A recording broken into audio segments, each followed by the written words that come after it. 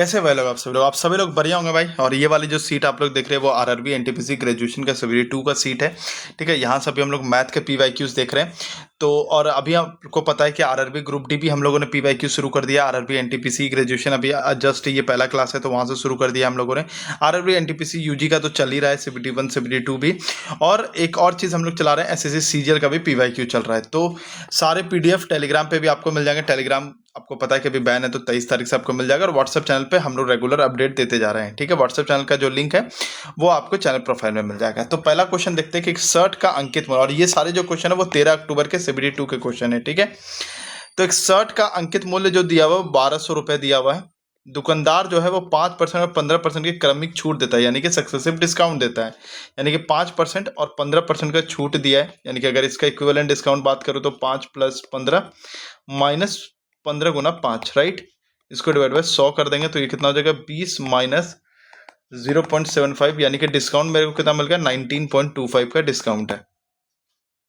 विक्रय मूल्य और अंकित मूल्य से कितने रुपए कम है। अच्छा, ओके ओके। यानी कि पूछ रहा है कि mark price minus selling price पूछ रहा है। मार्क प्राइस का तो कॉस्ट हमें पता है 1200 रुपए, और इन दोनों का डिफरेंस पूछ रहा है। ठीक है, यानी कि अगर मान लो ये एक्स अमाउंट है तो यानी कि 1200 माइनस एक्स निकाल देंगे तो इसका पैसा निकल जाएगा। यानी कि बेसिकली अगर 19.25% का वैल्यू निकाल दें तो ये, क्योंकि यही तो हमारा डिफरेंस बताएगा ना, यही तो हमारा डिफरेंस बताएगा कि सेलिंग प्राइस और मार्क प्राइस में क्या डिफरेंस है। तो 19.25% क्या वैल्यू हो जाएगा 1200 का अगर बात करो 20% तो 240 रुपये हो जाएगा। क्यों 120 हो जाएगा 10%, यानी कि जो वैल्यू रहेगी वो इसी के आसपास रहेगी और इससे थोड़ा सा कम रहेगी। 231 हो सकता है, 141 ये तो बहुत कम हो गई वैल्यू, 131 ये भी बहुत कम वैल्यू हो गई, 241 इससे वैल्यू ज़्यादा हो गई। तो आंसर क्या हो जाएगा ए 231।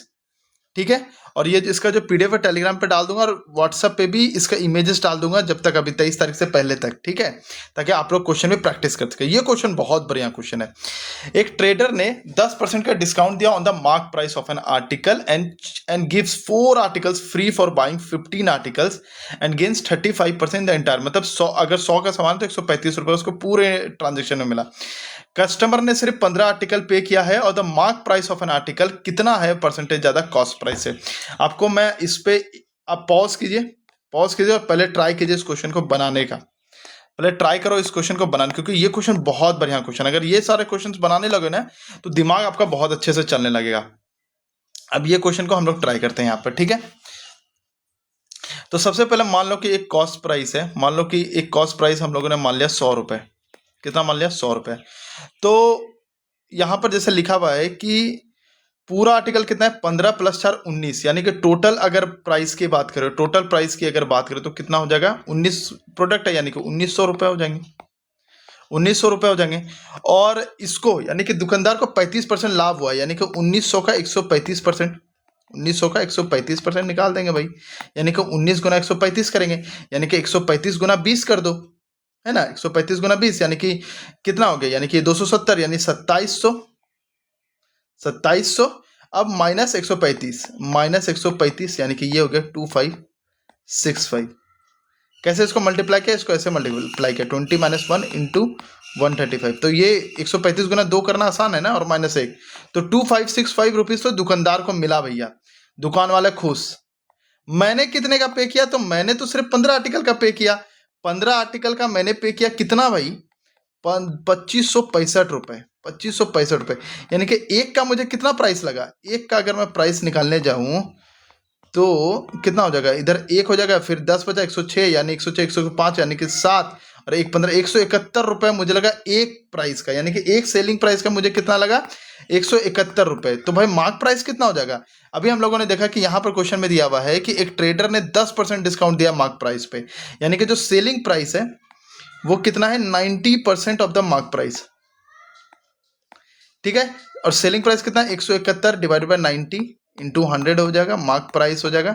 यहाँ से अगर आप 9 से काटोगे तो कितना हो जाएगा 1 8 81 19 हो जाएगा, यानी 190 रुपया क्या हो जाएगा मार्क प्राइस, यानी कि 100 रुपये कॉस्ट प्राइस था, 190 रुपया मार्क प्राइस है, यानी कि 90%। कितना अच्छा क्वेश्चन था। मतलब जब एग्जाम में ये क्वेश्चन आता तो स्टेटमेंट पढ़ के ही, जब तक ये सारे क्वेश्चन आप पीवाईक्यूज में नहीं कर लेते हो तब तक ये सारे क्वेश्चन बहुत मुश्किल है कि एग्जाम में बने, क्योंकि पीवाईक्यूज में अगर आपने ऑलरेडी करके रखा है तो आपका दिमाग वहां पे चलेगा कि नहीं ये सारे क्वेश्चन तो मैंने किए है तो बन जाएंगे मेरे से। ठीक है, तो इसीलिए पीवाईक्यूज करके जाने चाहिए। The number 977340 is divisible by किस नंबर से है, ठीक है, यहाँ पर ये बात करते हैं। तो भाई देखो 977340 35 से है क्या, देखो 35 में 7 इसको तोड़ोगे तो 7 इंटू 5 आएगा, तो लास्ट में 0 है, तो ये कटने के चांसेस रहेंगे। अभी 7 को रहने देते हैं क्योंकि 7 का जो डिविजिबिलिटी रूल है अलग है, अभी इसको रहने देते हैं। 24 की अगर बात करते हैं, 24 का होता है 6 इंटू 4 यानी कि 3 गुना 2 गुना 4, यानी देखते हैं 7 14 हो गया, 14 प्लस 23 हो गया, 23 प्लस 7 30 हो गया। हाँ भाई कट रहा है, इससे तो कट रहा है। 4 से अगर बात करते हैं 4 से भी कट रहा है ये, और 2 से भी ये कट रहा है, ठीक है, तो 24 हो सकता है, क्या हो सकता है 24 जो है वो हो सकता है, ठीक है। 37 से करते तो 37 तो 0 से कभी नहीं होता, तो 37 तो होगा नहीं कभी, ठीक है।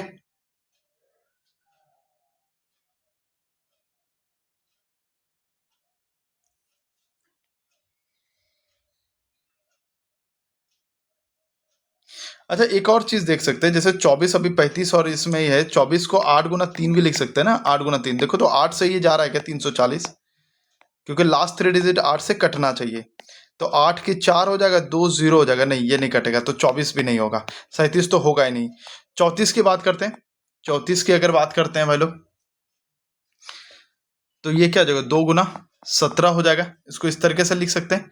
अब 17 को अगर मान लो कि इससे डिवाइड करते हैं हम लोग, 17 से अगर इसको मान लो कि डिवाइड करते हैं, तो मुझे तो नहीं लगता है कि आ गया, क्योंकि 7 के इस तरफ गुना 10 ही पॉसिबल है,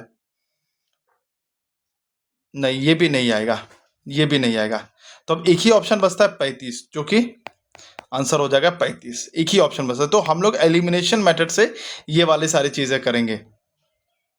अब ये वाला अगर क्वेश्चन है तो ये तो बहुत आसान क्वेश्चन है, बस आपको इंटरचेंज करना है और वैल्यू निकालना है, तो इसमें ऐसा कुछ भी नहीं है, तो ये आप ट्राई कर सकते हो आराम से। ये क्वेश्चन देख लो, the ratio of the cost price of an article x, यानी कि वस्तु एक्स और वाई के लागत मूल्यों का अनुपात दिया हुआ है 3:7, एक्स और वाई, मान लो ये 300 है, ये 700 है। एक्स को बेचने पर 14% का लाभ होता है, इस पर 14%, यानी कि 30 जो हो जाएगा 10% हो जाएगा, और 12 जो हो जाएगा 4% हो जाएगा, यानी कि 42, यानी कि 342 रुपए इसको बेचने पे हुआ। फिर क्या है, वाई को बेचने पर 11% की हानि होती है, यानी कि 70, यानी कि 77 रुपए क्या हो गया हानि हो जाएगा, यानी कि अगर 700 में 70 यानी कि 630, 623 रुपया हो जाएगा। पूछा पूरे लेन देन में लाभ हानि प्रतिशत ज्ञात कीजिए ना, what is his gain overall percentage. देखो 300 प्लस 900 हो जाएगा, फिर इधर 40 प्लस 20 कितना हो जाएगा 60 हो जाएगा, और 65 हो जाएगा, यानी कि 965 रुपए हो जाएंगे। 965 रुपए मुझे टोटल मिले, और मैंने गवाया और था मेरा टोटल कितना 100,000 रुपए, यानी कि मेरे को लॉस कितना हुआ 35 रुपीज का मेरे को लॉस हुआ। कितने पर लॉस हुआ 1000 पे, तो कैसे निकालते हैं, ये निकालते 0, यानी कि 3.5% मुझे लॉस हो गया भाई। C answer, C answer loss हो गया। तो समझे यहाँ पे 2 इसलिए लिया कि अगर परसेंट, क्योंकि अगर 3 लेता सिर्फ तो इसका परसेंट में पॉइंट में आता, तो मैं ट्राई करता हूँ कि ऐसा डिजिट लूं जिससे वो पॉइंट में ना आए, ठीक है, तो इससे थोड़ा सा आसान हो जाता है calculation. Sides of a triangle दिया हुआ है 70, 56, 42, तो व्हाट इज इट्स एरिया 70, 56, 42। इसको अगर काटे तो आई थिंक 14 से कट रहा है, ये 14 5 है, 14 गुना 4 है, और ये 3, अच्छा 5:4:3, ये तो राइट एंगल ट्राइंगल बन गया भाई, ये तो राइट एंगल ट्राइंगल बन गया। 4 3 5, तो फिर क्या होगा हाफ इंटू बेस, बेस हो जाएगा ये, और इंटू हाइट, और हाफ इंटू 4 क्या था 4 था भाई 56 इंटू 42, तो हमारा ये आंसर हो जाएगा, यानी कि ये 21 हो जाएगा, यानी कि लास्ट में तो 6 आना चाहिए, यानी कि अच्छा ये ऑप्शन भी है, ये ऑप्शन भी है, ठीक है। 56 इंटू 21, तो इसको कैसे, या इसको देखो ये सबको कैसे करते हैं 20 प्लस 1 कर सकते हो, ऐसे करके लिख सकते हैं ना। तो 56 का करेंगे तो कितना हो जाएगा 1120 हो जाएगा, 1120 प्लस 56 हो जाएगा, यानी कि 1176। ऑप्शन क्या हो जाएगा ए। अब 7 नंबर क्वेश्चन पे चलते हैं, ये मैं आप लोग को 10 से 15 सेकंड देता हूं, एक बार ट्राई कीजिए ये क्वेश्चन बनाने का, ठीक है।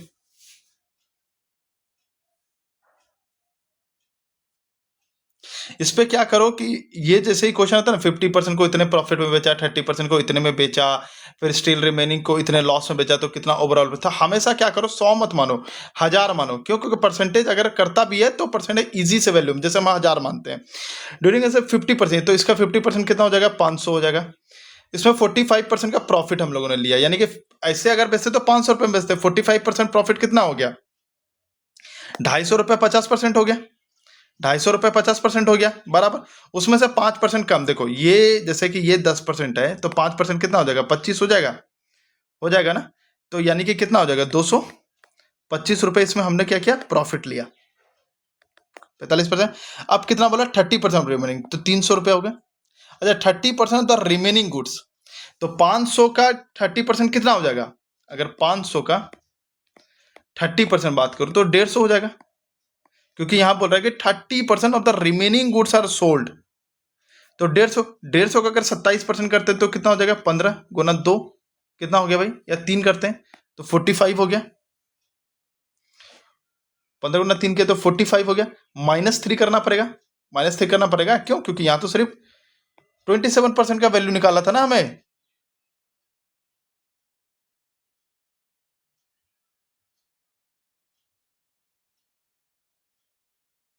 एक सेकंड भाई लोग, एक सेकंड, एक बार मैं सही तरह, एक विक्रम 45% लाभ से शेष वस्तु में 30% को 27 शेष वस्तु में से 30% होता है। हाँ ठीक तो है, ठीक तो कर रहे हैं।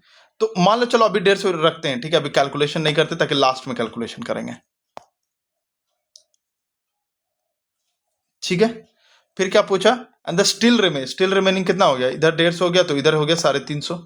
इसको कितने में बेचा है, इसको लॉस में बेचा, -43% में, ठीक है भाई, ओके, नो इशू, ठीक है। तो इसका हम लोगों ने देख लिया, ₹225 इसमें मिला है, इसमें कितना मिल जाएगा, इसमें मिल जाएगा 150 इंटू 27%, यानी कि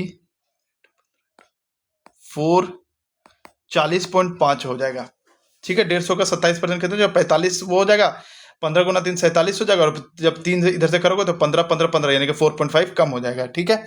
उसी तरीके से अगर इसका करते हैं तो इसका कितना हो जाएगा, 150.5 हो गया। अब इसको इसको इसको जोड़ दो, इसको जोड़ दो, और ये तो माइनस में है तो ये माइनस में आ जाएगी वैल्यूज, क्या आ जाएगी, ये तो माइनस में वैल्यू आ जाएगी। तो इसको करते हैं तो कितना आ जाएगा, 225 40 अगर करें तो 110 यानी 115, यानी कि ये वैल्यू कितनी हो जाएगी,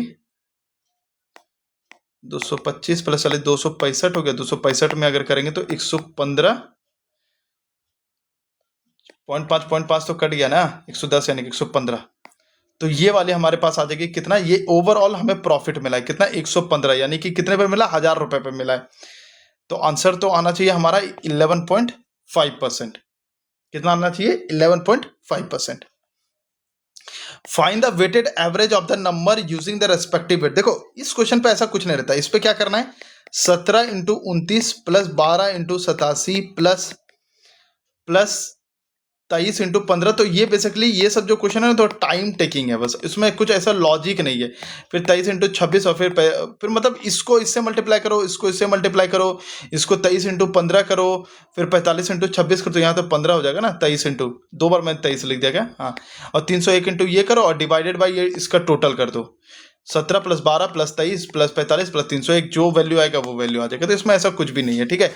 ये क्या होता है, summation of weight into number divide by summation of the number, बस यही है। इस क्वेश्चन में भी ऐसा कुछ नहीं है, प्लस माइनस को इंटरचेंज करना है, वही जो सेम ऊपर वाला क्वेश्चन था। अब ये क्वेश्चन पर ट्राई करते हैं, ठीक है। एक ग्रुप में 30 स्टूडेंट हैं, 30 विद्यार्थियों के एक समूह का औसत अंक 70 है, यानी कि 7 गुना 3 कितना हो जाएगा, 210। 20 विद्यार्थियों के दूसरे समूह का औसत अंक 80, यानी कि प्लस कितना हो जाएगा, 160। दोनों समूह का संयुक्त मुझे औसत बताना, तो कितना हो जाएगा, 30 प्लस 30 50 हो जाएगा, यानी कि 21 प्लस 16 कितना हो जाएगा, 370 हो जाएगा, डिवाइड बाय 50 हो जाएगा। ये 5 से कट गया, यानी कि 37/5 हो जाएगा ना, राइट। एक कुछ तो कहीं तो गड़बड़ किया है हम लोगों ने। 30 गुना 70 200, अरे यार यहाँ तो डबल जीरो होगा ना, 3 गुना 7 और गुना 100 है, अच्छा एक ही हटा दो, ऐसा हो जाएगा ना। तो ये कितना हो जाएगा, 74 हो जाएगा फिर, क्योंकि ये हो जाएगा 370 divide by 5, 74 is the answer. तो ऐसा में कुछ नहीं था, बस कैलकुलेशन है, इसलिए ये सब निकालते जा रहे हैं। Find the number of BRICS, ये क्वेश्चन मैं आप लोग को होमवर्क दे रहा हूं क्योंकि ये क्वेश्चन थोड़ा सा अच्छा है। बस आपको वॉल्यूम निकालना है, ठीक है, वॉल्यूम ऑफ वॉल निकालना है divided by volume of BRICS निकालना है। जो आपका आंसर आएगा वही आपको बताएगा कि ये टोटल नंबर ऑफ ब्रिक्स कितना लगेगा। ठीक है, तो यही चीज़ है, ज़्यादा कुछ नहीं। और एक चीज़ बस इसमें कैच ये है कि 40% जो है सीमेंट रेत हो गया है, तो जो वॉल्यूम ऑफ वॉल निकलेगा वो 60% निकालिएगा, ठीक है। 60% जो होगा वही वॉल्यूम ऑफ ब्रिक्स हो जाएगा आपका। Which of the following ratio is the greatest, कौन सा रेशियो ग्रेटेस्ट है भाई लोग? चलिए 5 सेकंड दे रहा हूं आप लोगों को।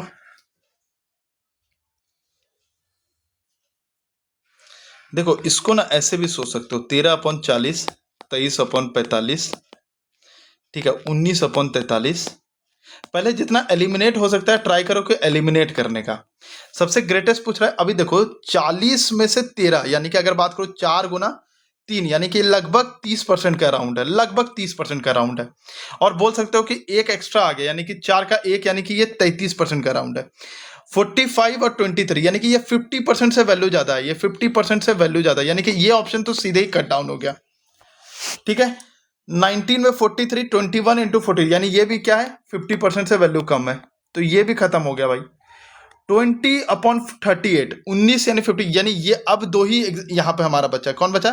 23/45 और 20/38, ठीक है। यही दो चीज जो है हमारा बचा हुआ है। अब देखो इसको हम लोग तो ऐसे भी तोड़ सकते हैं ना, 10/19 तोड़ सकते हैं, 10/19, क्योंकि आसान हो जाएगा फिर हमारे लिए करने के लिए, है ना। और 19 को 10 से कर देंगे तो कितना हो जाएगा, 100, यानी कि 19 गुना 5 होता है कितना, 95। तो ये 95 के हो जाएगा 5, फिर 0.50 बचा, यानी कि 5.2 के करीबन ये जाएगा, मतलब 5.2 के करीबन, मतलब 0.52 के करीबन जाएगा। अगर इसकी बात करते हैं 45 230, तो ये भी सबसे पहले तो अगर मैं बात करूं तो ये भी कहाँ जाएगा, 5 तो जाएगा ही जाएगा, फिर 1 जाएगा, यानी कि ये 0.51 जाएगा, यानी कि आंसर हमारा क्या हो जाएगा, 20/38। तो ऐसे ही करना होता है, पहले एलिमिनेट करना होता है। और अगर मान लो एक और चीज कर सकते हैं कि अगर मान लो कि इस वाले वैल्यू का एलसीएम मिल जाता है आसानी से, तो एलसीएम लेकर के ये वैल्यू कटा देंगे, यहां से मल्टीप्लाई कर देंगे और ये बता देंगे कि कौन सा ग्रेटेस्ट है। नहीं तो ऐसे करके एलिमिनेट करके चीजें करते हैं हम लोग, ठीक है। अब क्वेश्चन जो पूछ रहा है कि किसी वस्तु के मूल्य में पहले 15% वृद्धि की गई, फिर 8% की छूट दी गई, ठीक है भैया, यानी कि पहले 115 किया गया, फिर उस पर 92% लगा दिया गया, यानी कि आप बोल सकते हो कि एक तरह से इसको सक्सेसिव डिस्काउंट भी आप इसको बना सकते हो, ठीक है। सक्सेसिव डिस्काउंट कैसे बनाना है, बहुत तरीका है इसमें, तो बहुत तरीका है, तो इसमें कोई तरीका, जैसे कि मान लो कि पहला तो 100 कर सकते हो, 115 कर सकते हो, 115 में 8% का डिस्काउंट दे दो, ठीक है। तो 115 में 8% का डिस्काउंट देखो तो कितना हो जाएगा, लगभग अगर मैं बात करूं तो ये हो जाएगा 105.8%, यानी कि net percent increase in the price बोला था, तो यहां से सीधा बन गया। तो एक तरीका तो ये वाला है आपका। एक तरीका ये है कि आप सक्सेसिव लगा दो, 15 - 8, यहाँ पर ये हो जाएगा +15 इंटू -8 डिवाइडेड बाय 100 हो जाएगा। तो 15 - 8 कितना हो जाएगा, 7 हो जाएगा, यहाँ प्लस माइनस हो जाएगा, यानी कि 15 गुना 8 यहाँ कितना हो जाएगा, ये 3 हो जाएगा, यहाँ 20 हो जाएगा, यहाँ पे आपका 4 हो जाएगा, यहाँ आपका 10 हो जाएगा, 3 गुना 12, 12/10, 1.2 यहाँ हो जाएगा, यानी कि 5.8%। यहाँ से एक तरीका ये है निकालने का। अब यहाँ बात करते हैं, from a taxi stand 2 cab start at a speed of 57 km/h at an interval of 12 minutes, ठीक है। 12 मिनट के इंटरवल पर ये दोनों चलता है। Both travelling in the same direction, man coming in the opposite direction meets the cabs at an interval of 10 minutes, ठीक है। तो मान लो कि एक यहाँ पे कैब है, एक कैब यहाँ पे है, ठीक है। दोनों जो है सेम स्पीड है और इन दोनों ने 12 मिनट का डिस्टेंस ट्रैवल किया। तो ये अगर 12 मिनट का डिस्टेंस ट्रैवल करता है तो कहां तक पहुंच जाएगा, 12 × 57 यहां तक पहुंच जाएगा, है ना। और 12 मिनट में दिया हुआ है तो इसको किलोमीटर प्रति घंटे से करेंगे, यानी कि ये 1/5 हो जाएगा, 1/5 हो जाएगा, यानी कि ये कितना हो जाएगा, 11.4 किलोमीटर इसने डिस्टेंस ट्रैवल किया। यानी कि अगर मैं बात करूं दोनों के बीच का डिस्टेंस हमें पता चल गया 11.4 किलोमीटर। अब ये वाला को जो जाना है, ये वाले को जो जाना है, मान लो एक आदमी यहां पर है, वो 10 मिनट में इससे मिलता है जाकर के, यानी कि अगर एक्चुअल में देखें तो ये भी चल रहा है, आदमी भी चल रहा है, तो दोनों का स्पीड ऐड हो जाएगा, यानी कि speed of car plus speed of man, ये ऐड हो गया भाई, इनटू क्या हो जाएगा, एक्स वेलोसिटी इनटू टाइम हो जाएगा, इजिकल टू डिस्टेंस हो जाएगा। डिस्टेंस हमें पता है भाई, डिस्टेंस कितना है, 11.4 है, स्पीड ऑफ कार हमें पता है कि 57 किलोमीटर प्रति घंटा है। टाइम हमें पता है कि 10 मिनट है, उसको सेकंड में बदल देंगे, है ना। स्पीड ऑफ मैन हो जाएगा, इसको तो 1/6 हो जाएगा टाइम, यानी कि जो वैल्यू आपका निकलेगा यहीं से स्पीड ऑफ मैन निकल जाएगा। बस यही करना था, तो यहाँ से स्पीड ऑफ मैन निकाल लेना आराम से, ठीक है। अब the ratio of salaries of 2 employ, देखो मैंने कॉन्सेप्ट आप लोग को समझा दिया, कॉन्सेप्ट आप लोग को समझा दिया हूं, ठीक है। तो इस कैलकुलेशन आप लोग को दे रहा हूं, ताकि कैलकुलेशन करोगे तो थोड़ा स्पीड आप लोग का भी इंक्रीज होगा। The ratio of the salaries of 2 employees is 3:4, यानी कि मान लो कि एक का 300 रुपए है, एक का 400 रुपए है। इफ द फर्स्ट एम्प्लॉय का सैलरी इंक्रीज 10% करते हैं, यानी 10% का 330 रुपए हो गया, एंड द सेकंड एम्प्लॉय का सैलरी 20% करते हैं, मतलब इसका 480 रुपए हो गए। तो नया रेशियो क्या होगा, तो सबसे पहले तो ये कट जाएगा, 33:48 हो जाएगा सबसे पहले। तो किसी से कटता है ये, हाँ 3 से कटता है, तो 11 हो जाएगा 16 हो जाएगा। तो आंसर क्या हो जाएगा, डी 11:16। तो यहाँ पर हम लोगों ने 15 क्वेश्चन किया, अभी और भी क्वेश्चन हम लोग करने वाले हैं, ठीक है। और क्वेश्चन करते तो लगभग 30-50-60 मिनट का क्लास हो जाता, तो अभी उसको पार्ट 2 में लेके आएंगे। तो सब्सक्राइब कर लीजिएगा। जय हिंद, जय भारत।